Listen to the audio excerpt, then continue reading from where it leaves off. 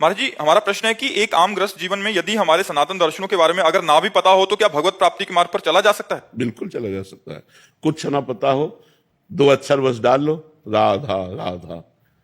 जब राम नहीं बोल पाते थे और मरा मरा मरा रटा, तो हमारे सनातन धर्म का इतिहास रच दिया। नहीं, सनातन धर्म का इतिहास रच दिया। जो महान ग्रंथ है रामायण, वाल्मीकि रामायण, तो आप सोचो नाम में कितनी सामर्थ्य है। जितने दर्शन शास्त्र हैं, जितने वेद हैं, जितने पुराण हैं, इन सब का बीज नाम है। जैसे बीज है तो फिर वृक्ष है, फिर पल्लव पुष्प फल। तो जितने भी जो कुछ शास्त्र हैं वो सब आप नाम जप कीजिए और गृहस्थी में पापाचरण ना होने पावे। अपने धर्म से कमाइए, परिवार का पोषण कीजिए और नाम जप कीजिए, देखिए आपको भगवत प्राप्ति हो जाएगी।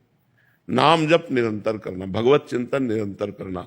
यस्य स्मरण मात्रेण जन्म संसार बंधनात् विमुच्यते नमस्तस्मै विष्णवे प्रभु विष्णवे। जिनका स्मरण मात्र जन्म संसार के बंधन से मुक्त कर देता है, उन भगवान विष्णु को नमस्कार है, जो सर्वत्र व्यापक है। बात समझ रहे ना?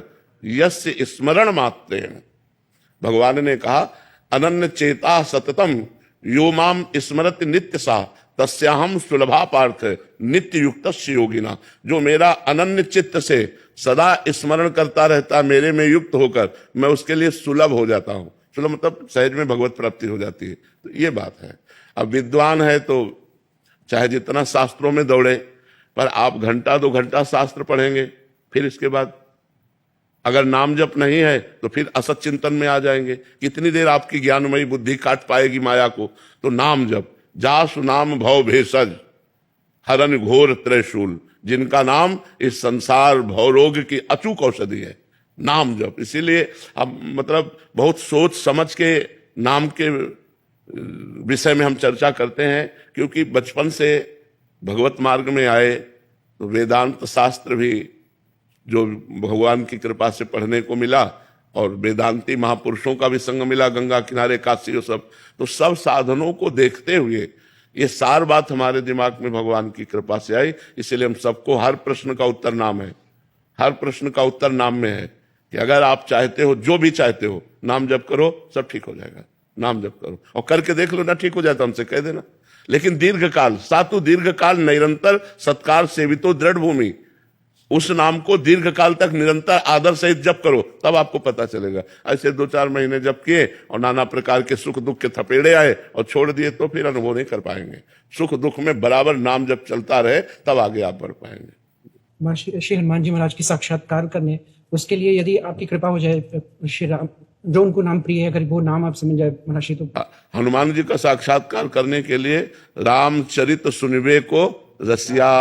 हनुमान जी का किस बात के रसिक है? बोले रामचरित सुनिबे को रसिया। सिया राम जी का चरित्र सुनाओ और सिया राम जपो, हनुमान जी बड़े आदर के साथ मिल जाएंगे। जहां नाम कीर्तन करोगे, यत्र यत्र रघुनाथ कीर्तनम तत्र तत्र कृतमस्त कांजिलम वाष्पवारी परिपूर्ण लोचनम। हनुमान जी महाराज के लिए आया है। जहां जहां सिया राम नाम का कीर्तन होता है, हनुमान जी आंसू बहाते हुए वहां विराजमान रहते हैं। जहां भगवान के चरित्र का गान होता है, वहां हनुमान जी विराजमान होकर सुनते हैं, उस पर कृपा करते हैं। तो ये भावना करके हनुमान जी के लिए एक आसन डालो, जैसे एक रुमाल बिछा दिया, और भावना के हनुमान जी इस पर विराजमान है, उनको रामचरित सुनाओ, नाम कीर्तन सुनाओ और नाम जप करो, हनुमान जी मिल जाएंगे। रश्मि जी। राधे राधे। राधे राधे महाराज जी। महाराज जी, दूसरों को सुखी रहने और सुखी करने के लिए क्या करें? भगवान का स्मरण करते हुए सब में भगवत भावना करो, इससे बड़ा सुख होगा। क्योंकि व्यवहार में किसी के कटुता भरी है, किसी की ईर्ष्या भरी, किसी के द्वेष भरा है, तो हम उसको कैसे सुखी कर पावे? जब वो हमें गाली देगा, जब वो कटु व्यवहार करेगा, तब हम उस पर भगवत भाव करेंगे। हम नहीं गाली देंगे, हम कटु व्यवहार नहीं करेंगे, तो हमारे अंदर सबको सुख देने की क्षमता आ जाएगी। अगर भगवान प्रसन्न है तो सब प्रसन्न है, क्योंकि सबके अंदर भगवान है। हमें मूल पर जल चढ़ाना है, डाल और पत्तों पर नहीं पानी छिड़कना। मूल, अगर हमारे भगवान प्रसन्न है तो सब प्रसन्न है। मुझे भगवान को प्रसन्न करना चाहिए। हम किसी व्यक्ति को सदैव प्रसन्न नहीं रख सकते, ये लिख लो आप, चाहे जान निकाल के रख दो। हम किसी व्यक्ति को सदैव प्रसन्न नहीं रख सकते। सदैव शब्द है, सदैव प्रसन्न नहीं रख सकते, क्योंकि वो अपने स्वभाव के अनुसार है। आज वो आपसे प्यार कर रहा है, प्रसन्न है, जब कल उसके प्रतिकूल उसको लगेगा तो वह प्रसन्न हो जाएगा। लेकिन भगवान सर्वज्ञ है, उनको सब ज्ञान है। उनको प्रसन्न कर लो, सब प्रसन्न हो जाएंगे। मूल में पानी चढ़ा दिया तो डाल पत्ते फूल सब हरे हो जाएंगे। तो ये सब डाल पत्ते फूल है पूरा जगत, मूल सबका भगवान है। ऊर्ध्व मूल मधा शाखा मस्तोत्तम प्राहुरभ्यम, गीता जी में भगवान कहते हैं। तो भगवान श्री कृष्ण को, राम जी को प्रसन्न कर लो, सबको प्रसन्न हो गए, सबको प्रसन्न कर लिया। गुरुजी, हम तो सांसारिक जीवन में पति है, बच्चे हैं, इन-लॉज है, काफी लोग हैं परिवार में।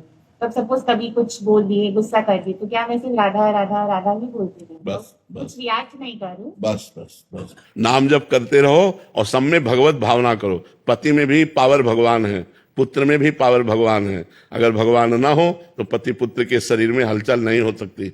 ये जो स्वर निकल रहा है ये ईश्वर का ही है, ये जो हलन डुलन हो रही है वो ईश्वर से ही हो रही है। सब में भगवान व्याप्त है। अगर हम उस भाव को देख ले तो सबको सुखी कर पाएंगे।